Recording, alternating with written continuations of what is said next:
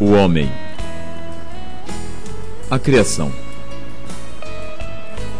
O que a Bíblia nos ensina sobre a origem do homem? Resposta: a Bíblia nos ensina que o homem foi criado por Deus.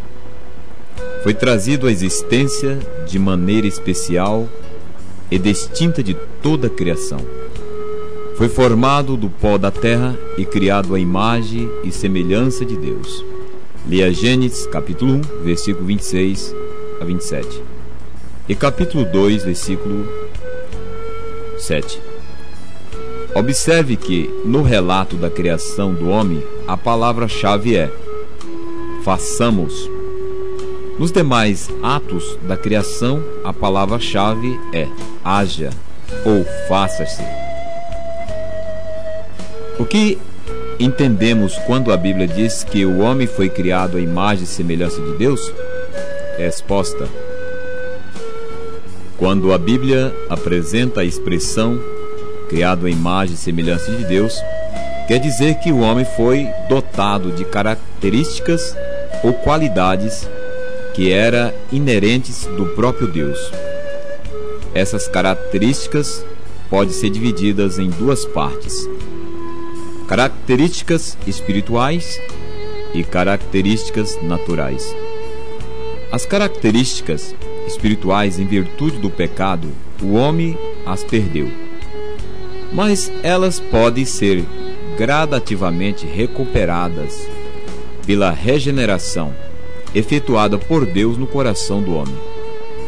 Essas características são as seguintes: conhecimento das coisas de Deus, sentimento de justiça, retidão e santidade.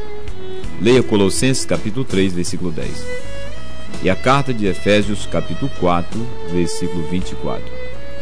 Já as qualidades naturais, mesmo o homem sem Cristo as possui. São elas: imortalidades, intelecto, emoções.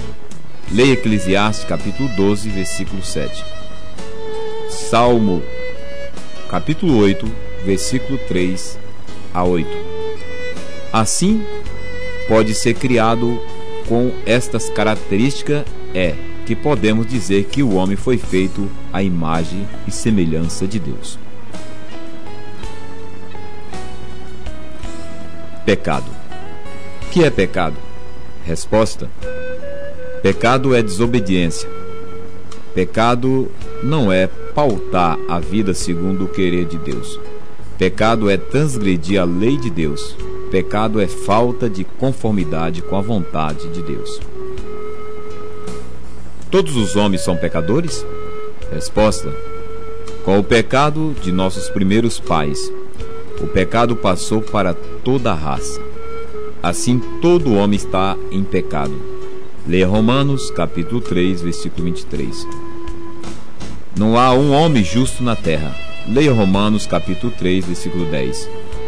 Todos os homens se extraviaram e não há um que faça o bem. Leia Romanos capítulo 3, versículo 12. As obras do homem são más. Leia João capítulo 3, versículo 19.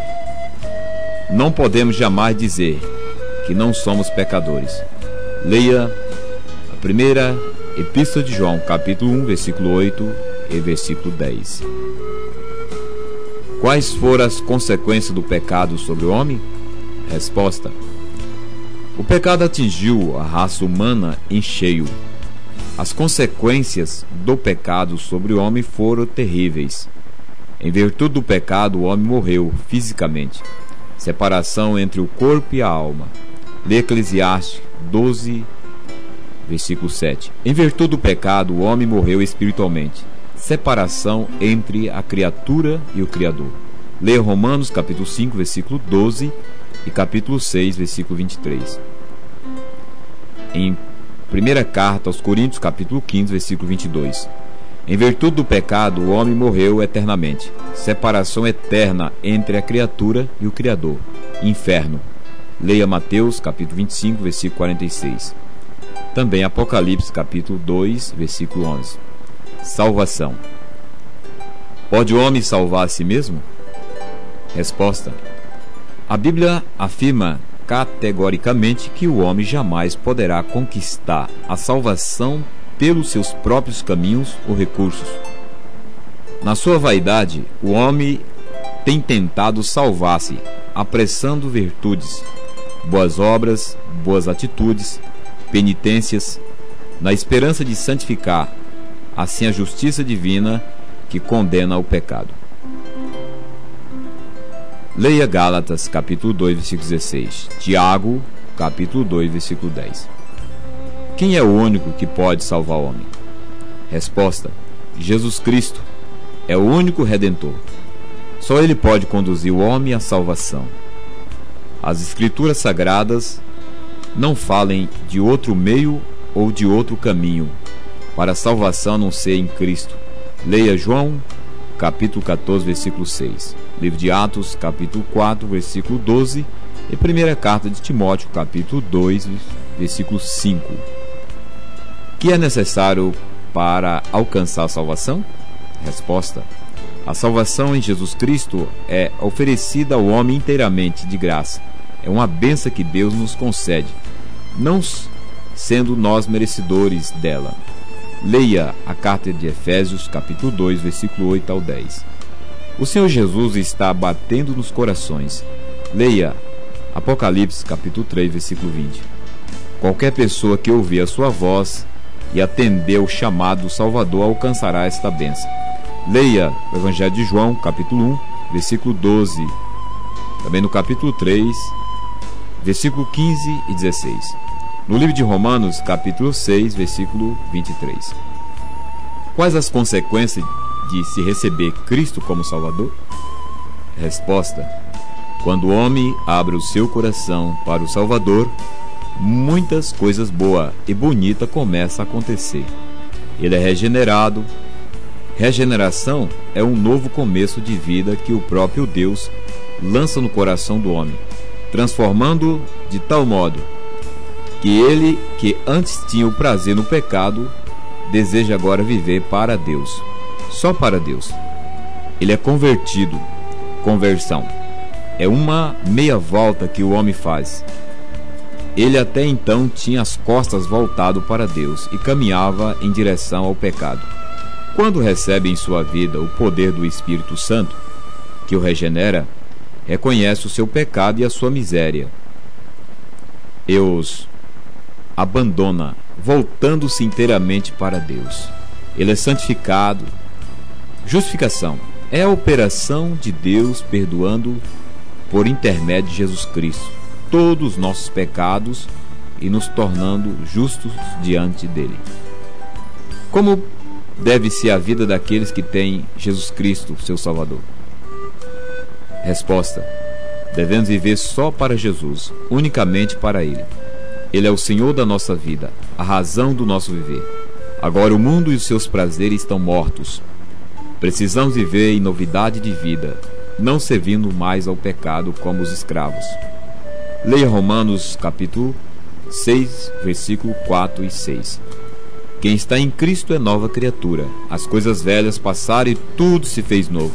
Leia a segunda carta de Coríntios, capítulo 5, versículo 17. Aquele que tem Jesus como Salvador deve, em sua vida diária, frutificar. Leia a carta de Gálatas, capítulo 5, versículo 22 e 23. O salvo por Cristo pode perder a sua salvação? Resposta: aquele que verdadeiramente foi salvo por Cristo está salvo.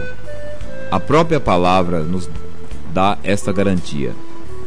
Leia a segunda carta de Timóteo, capítulo 1, versículo 12. Livro de Romanos, capítulo 8, versículo 38 e 39. Evangelho de João, capítulo 6, versículo 37. O próprio Espírito Santo testifica com o nosso espírito que somos salvos. Leia Romanos, capítulo 8, versículo 15 e 16. É muito mais confortador saber que podemos ter plena certeza que não perderemos a nossa salvação se andarmos em obediência e fé.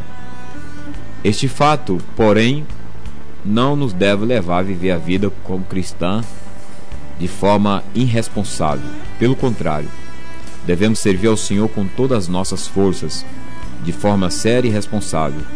sabendo que tudo que fizermos como cristão em prol do reino de Deus, ainda que será muito pouco diante de muito que Ele fez e tem feito por nós. Qual o lugar das boas obras na vida do cristão? Resposta: quando recebemos a Cristo como nosso Salvador, as boas obras passam a ser consequência dessa salvação, e não a sua causa. Isto é, não faremos boas obras objetivando alcançar um lugarzinho no céu, mas faremos boas obras porque temos Jesus em nós. Elas serão testemunho de nossa fé, o amor de Cristo em nós, e movido por este amor seremos solícitos para com todo o nosso próximo. Leia a carta de Efésios capítulo 2, versículo 10, livro de Atos capítulo 26, versículo 20, ainda a carta de Tiago capítulo 2, versículo 14 a 17. Leia também a carta de Tito capítulo 3, versículo 8 e 14.